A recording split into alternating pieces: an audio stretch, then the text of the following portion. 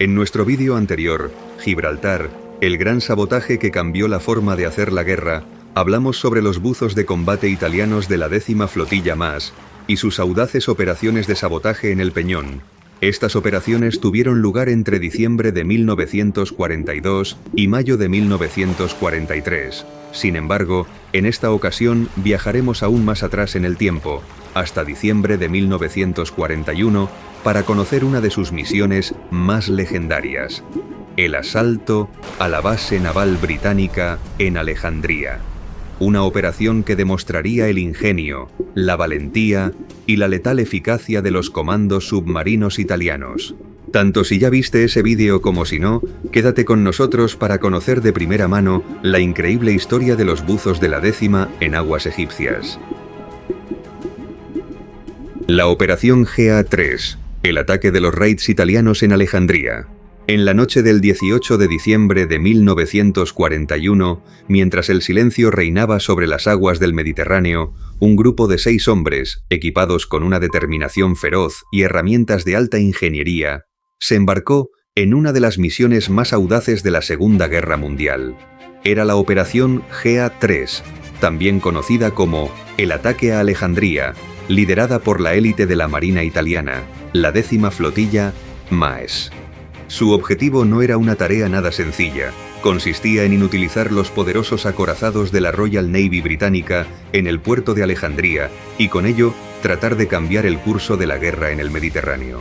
Pero conozcamos antes el contexto histórico.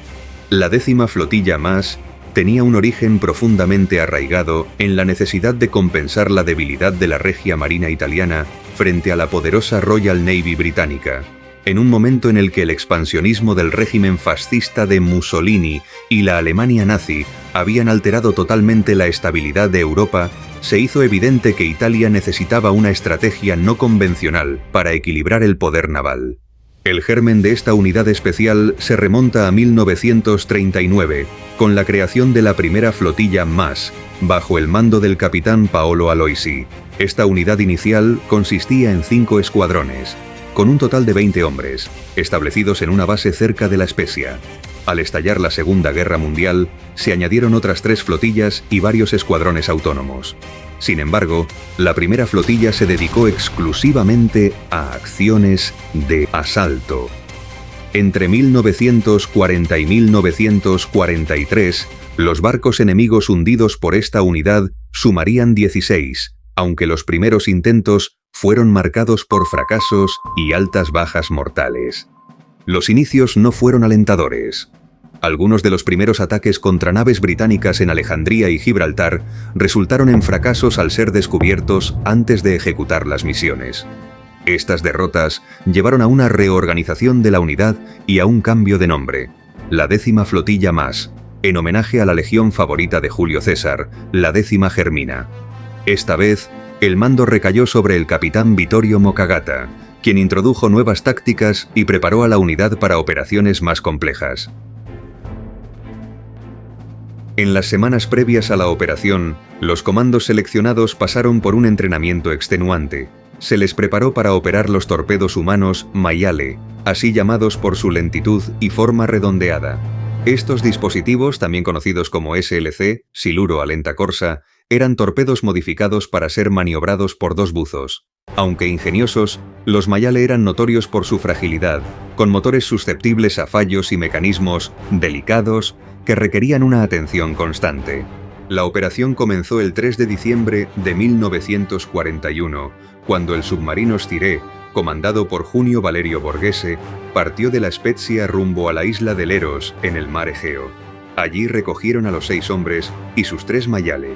Durante el trayecto hacia Alejandría, el equipo enfrentó tormentas y condiciones adversas, viéndose obligado a permanecer bajo el agua durante 2 días antes de alcanzar su posición a 1,3 millas del puerto egipcio. Bajo el amparo de la noche, los comandos se lanzaron al agua con sus torpedos. El puerto de Alejandría, uno de los más importantes del Mediterráneo, estaba fuertemente protegido por redes antitorpedos y vigilancia constante. Cada equipo tenía un objetivo claro: Luigi Durán de la Penne y Emilio Bianchi serían los encargados de sabotear el acorazado HMS Valiant. Antonio Marseglia y Espartaco Shergat se ocuparían del acorazado HMS Queen Elizabeth. Vincenzo Martellotta y Mario Marino un portaaviones supuestamente amarrado en Alejandría. El equipo de Durán de la Penne enfrentó problemas casi de inmediato. Su mayale sufrió una avería mecánica, obligando a ambos hombres a empujarlo manualmente. Bianchi, debilitado por un fallo en su equipo de respiración, tuvo que detenerse, dejando a Durán de la Penne continuar solo. Contra todo pronóstico, logró sujetar la carga explosiva al casco del HMS Valiant antes de ser capturado. Por otro lado, Marseglia y Shergat lograron pasar desapercibidos y colocaron su mina bajo el HMS Queen Elizabeth. Luego escaparon mezclándose con marineros franceses en el puerto. Finalmente, Martellotta y Marino, incapaces de localizar su objetivo inicial, colocaron su carga explosiva bajo el petrolero Sagona, que acabaría causando daños colaterales al destructor Jervis. En la madrugada del 19 de diciembre de 1941, las cargas explosivas detonaron casi simultáneamente. El HMS Valiant sufrió graves daños estructurales y el HMS Queen Elizabeth quedó fuera de combate durante 17 meses. El petrolero Sagona explotó, perdiendo gran parte de su estructura, y el Jervis también fue seriamente dañado. Durán de la Penne, prisionero en el HMS Valiant, advirtió al capitán británico de la inminente explosión sin revelar la ubicación exacta de la mina. Esto salvó vidas y demostró un código de honor que incluso sus captores respetaron. El impacto estratégico y los reconocimientos posteriores. La operación fue un éxito rotundo. Aunque los barcos británicos no se hundieron, quedaron inutilizados durante meses, debilitando significativamente la posición de la Royal Navy en el Mediterráneo. Este golpe, combinado con el hundimiento del HMS Barham por un submarino alemán cerca de Creta, dejó temporalmente a la flota italiana en ventaja. Tras la rendición italiana en 1943, los 6 comandos capturados fueron repatriados y condecorados por sus acciones. Pero la hazaña de Luigi de la Penne y sus compañeros aún tendría un epílogo. Acabada la guerra, los hombres que atacaron Alejandría fueron llamados a la base naval de Tarento para recibir la medalla de oro al valor militar, y cuando el príncipe Umberto II, presidente del acto, se disponía a condecorar a Luigi de la Penne, en el público se adelantó espontáneamente un inglés uniformado, el almirante Sir Charles Morgan, antiguo comandante del Valiant, ahora jefe de la base naval de Tarento. Y hay una foto del momento en que este pide a Humberto II el privilegio de imponerle él mismo la medalla a de la Penne por el valeroso ataque que hizo contra mi barco hace 3 años y 3 meses. Si quieres estar al tanto de todos nuestros vídeos y podcasts, no olvides suscribirte y activar la campanita de notificaciones. Tu apoyo es fundamental. Te esperamos en un nuevo vídeo.